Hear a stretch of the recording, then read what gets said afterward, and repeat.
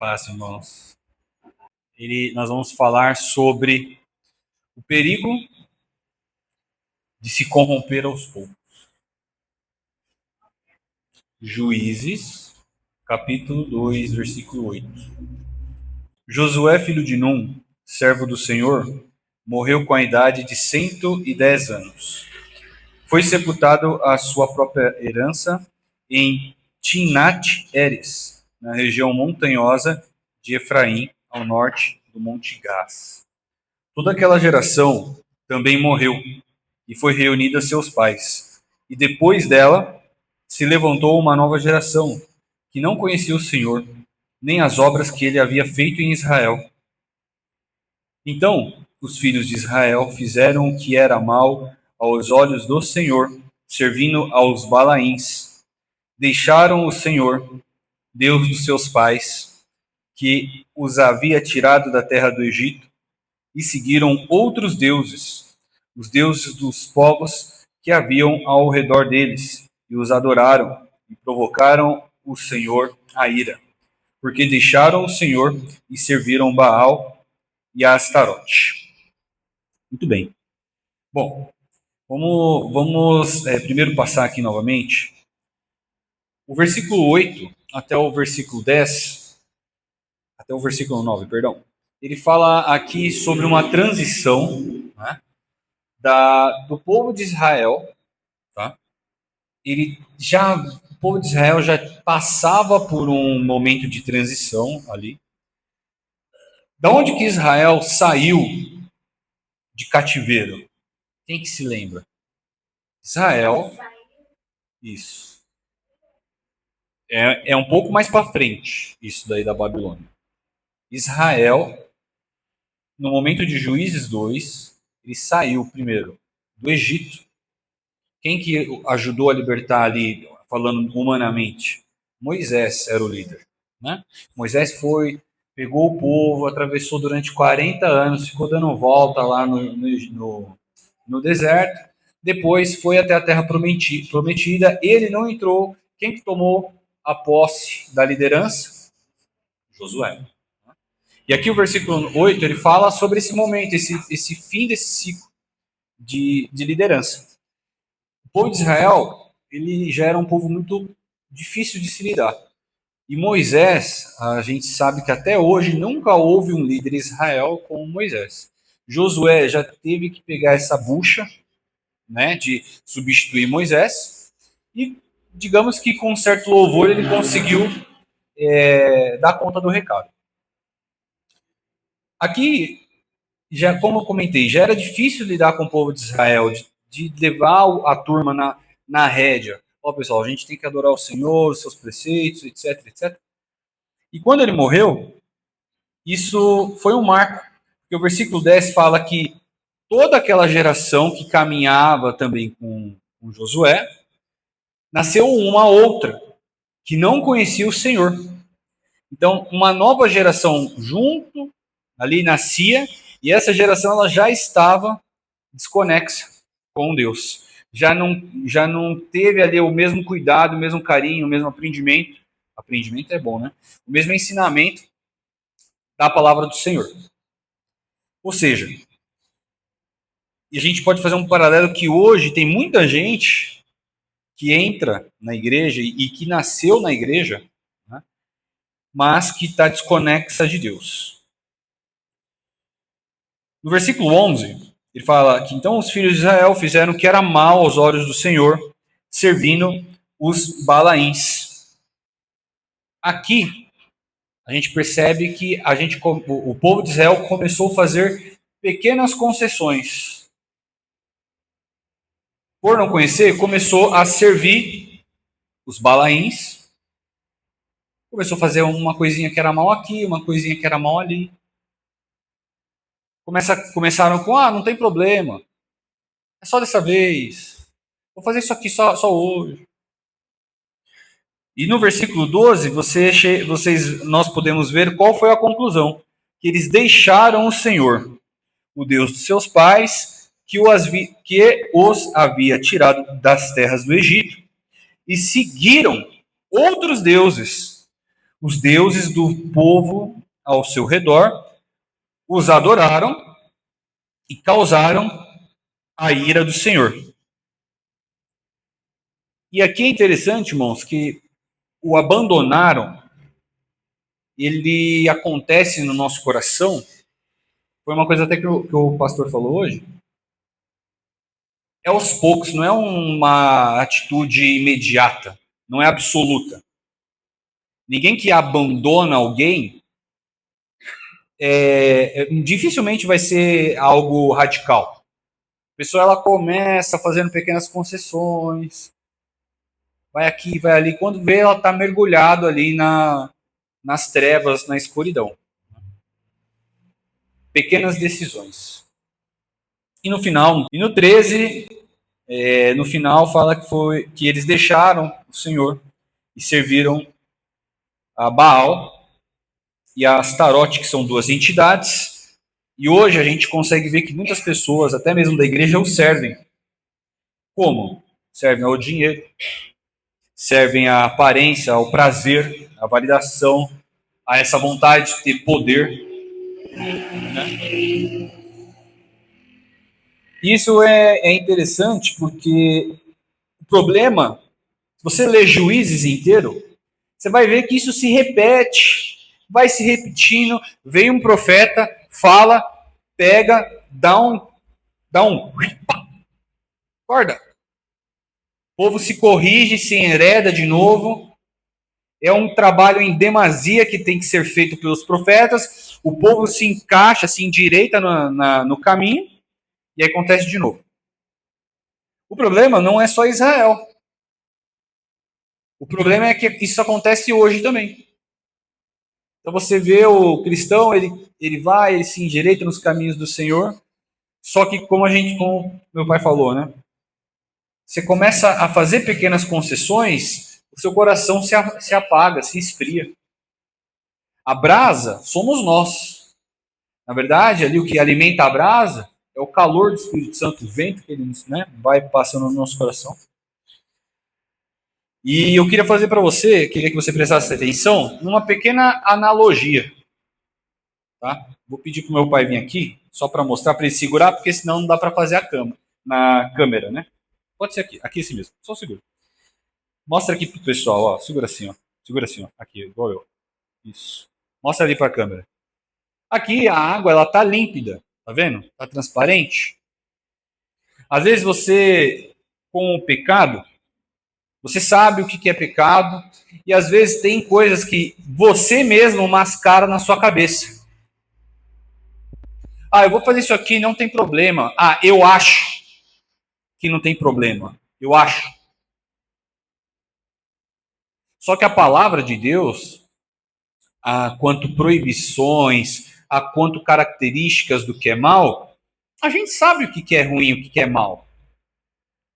A gente sabe qual que é o rótulo do pecado. Então, se parece pecado, é melhor não fazer.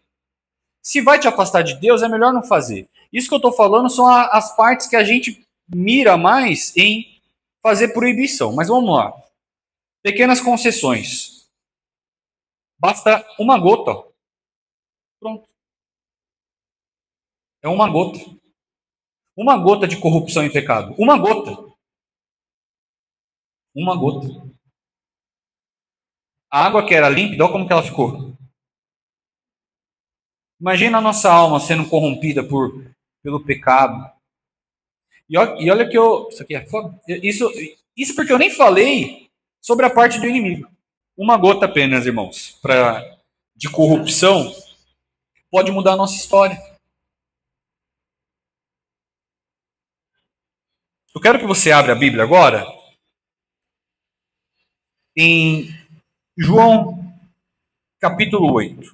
Porque para mim agora não importa mais Israel, importa você. Você que está me ouvindo hoje, você que está aí no YouTube. Para mim, o importante é que você receba uma direção de Deus e que Ele fale com você, para que você seja mudado. João capítulo 8. O versículo que vamos ler é a partir do 31. E esse é um texto pesado. Tá? Vamos lá. Disse assim, João 8:31. Então Jesus disse aos judeus que haviam crido nele: se vocês permanecem na minha palavra, são verdadeiramente meus discípulos. Conhecerão a verdade e a verdade vos libertará. Eles responderam: somos descendência de Abraão e jamais fomos escravos de ninguém. Como você pode dizer que seremos livres? Jesus respondeu: em verdade lhes digo que todo o que comete pecado é escravo do pecado. O escravo não fica sempre na casa. O filho, sim, fica sempre na casa. Se, pois, o filho os libertar, vocês serão verdadeiramente livres. Eu bem sei que vocês são descendência de Abraão e, no entanto, estão querendo me matar, porque a minha palavra não está em vocês. Eu falo das coisas que eu vi junto do meu pai. Vocês, porém, fazem o que ouviram do pai de vocês. Então lhes disseram: nosso pai é Abraão. Jesus respondeu: se vocês fossem filhos de Abraão, fariam as obras que ele fez. Mas agora vocês estão querendo me matar. A mim que lhes falei a verdade que ouvi de Deus. Abraão não fez isso. Vocês fazem a obra do pai de vocês. Eles responderam: nós não somos filhos ilegítimos. Temos um pai que é Deus. Jesus lhes disse: se Deus fosse de fato o pai de vocês, certamente me amariam, porque eu vim de Deus e aqui estou, pois não vim de mim mesmo, mas ele me enviou. Porque vocês não compreendem a minha linguagem? É porque vocês são incapazes de ouvir a minha palavra. Vocês são do diabo, que é o pai de vocês, e querem satisfazer o desejo dele. Ele foi assassino desde o princípio, e jamais se firmou na verdade, porque nele não há verdade. Quando ele profere mentira, fala do que lhe é próprio, porque é mentiroso e pai da mentira. Então, já no 34, ele fala que quem pratica o pecado é escravo. Ou seja, foi que nem a gota ali do negócio. Você fez uma pequena concessão, você vai começando a se tornar escravo daquilo. Que nem uma droga. Quanto mais você se usa daquele prazer, daquele poderio, você vai se afastando de Deus, você vai ficando mais dependente daquele pecado. Ou seja, você não controla o pecado. Você não controla o quanto você faz. Você, a partir daquele momento, deixa o pecado ser o seu senhor. Porém, no versículo 36, Jesus diz o seguinte: se, pois, o Filho os libertar, vocês serão verdadeiramente livres. Aqui entra a nossa esperança. Nós não estamos falando só sobre o perigo de você se corromper. Se você está em corrupção hoje, a esperança é o Pai, é Cristo Jesus. Ele é a nossa esperança de nos limpar. No 44, ele fala sobre o diabo, que é o pai da mentira, falando que ele foi assassino desde o princípio.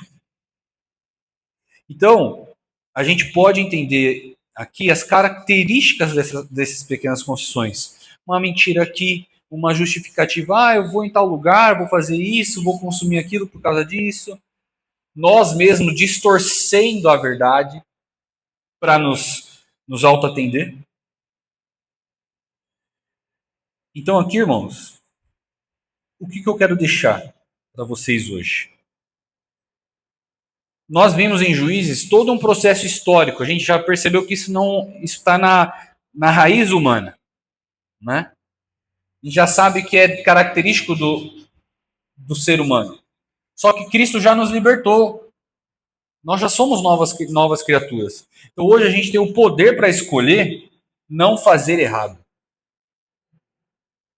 Aí a gente pode escolher não se corromper, ficar sujo. Uma gotinha só vai caindo. Eu quero deixar para vocês um último texto. Tá? Está em 1 João 1, 7. Porque essa palavra, embora ela seja curta, ela fala com a gente de uma maneira muito poderosa. Falando sobre a gente tomar cuidado com aquilo que a gente escolhe. 1 João, capítulo 1, versículo 7. Fala assim, ó. Se andarmos na luz, como ele está na luz, quem está na luz? Cristo, Jesus. Mantemos comunhão uns com os outros. E o sangue de Jesus, o seu Filho, nos purifica de todo pecado. A solução sempre vai ser Cristo, irmãos. A solução sempre vai ser Jesus. Jesus já pagou o preço pelos nossos pecados, ele já pagou o preço pela nossa vida. Mas, se nós já somos livres da morte, por que continuar escravos do pecado enquanto estamos em carne? Porque um escravo, ele só faz a vontade de a quem ele está submetido. E Cristo tem um ministério, uma missão para nós enquanto estamos aqui. Lembre-se que quando Jesus estava em carne, ele falou: Pai, eu não quero que o Senhor os tire do mundo. Eu quero que o Senhor os mantenha ali, porque eu dei uma missão para eles. Peço que os proteja, livre-os do mal. Qual que é a nossa missão? Pregar o Evangelho. A partir do momento que a gente fica pecando, se sujando, a gente é castrado pelo pecado. A gente fica sobre o poderio dele. Isso que eu nem estou comentando do diabo. Então, muitas vezes, a gente é refreado por nós mesmos, pelas escolhas que a gente tem, pela corrupção que a gente escolhe. Mas a boa notícia é que a gente já tem alguém que nos libertou. Então, é se arrepender, pedir: o Senhor, me ajuda, buscá-lo diariamente, com um pouquinho em pouquinho. Da mesma maneira que é uma gotinha, o abandono da palavra, o se voltar para Cristo, também é de pouquinho em pouquinho. Você não precisa ler um livro da Bíblia todos os dias. Você não precisa orar 1 hora por dia. Você não precisa jejuar todos os dias. Você não precisa pregar todo dia. Você não precisa fazer um textão. Não, você não precisa disso. É igual um relacionamento, é de pouquinho em pouquinho. Então, hoje eu quero te convidar ou agora, para quem está assistindo, ou à noite, você vai escolher o horário. E tem uma conversa, uma oração com Cristo, peça para que Ele limpe você, seu coração, em nome de Jesus, de acordo com a palavra, e peça para que o Senhor te ajude a continuar andando na luz, porque Ele está na luz. Quero fazer uma última oração para que a gente possa encerrar. Vou pedir para cada um ficar de pé. Mandar um abraço para o Bruno, também aí, Bruno Carlos, vamos orar. Senhor, obrigado pela tua palavra. Nos ajuda, Pai, a se manter longe, Pai, da corrupção. Quero pedir, Pai, que o Senhor esteja conosco e tire, Pai, toda vontade de pecar, esses mau gostos que a nossa carne ainda tem. O Senhor disse que o Senhor já nos libertou através da tua palavra. Nós já aceitamos o sacrifício do teu Filho. Então nós te pedimos em nome de Jesus, Pai, que o Senhor venha limpar o nosso coração e venha nos manter andando na luz, conforme está escrito em 1 João, Pai. Que o Senhor venha nos ajudar a se manter na luz, ficar longe do pecado, fazer boas escolhas para continuar te buscando. Nos ajuda a não esfriar o teu Espírito Santo, mas que nós venhamos continuando andando na luz. Peço por cada um que está aqui hoje, Pai, pelo meu pai, pelo Ordalice, Moisés, Thalita, Lucy, minha mãe, a minha Maria e a minha esposa, Mayara, por mim também. E peço que cada um que esteja vendo esse vídeo, que o Senhor ao alcance e que toque no coração. A tua palavra é poderosa e efetiva, Pai. Nós cremos nisso em nome de Jesus e muito obrigado por hoje.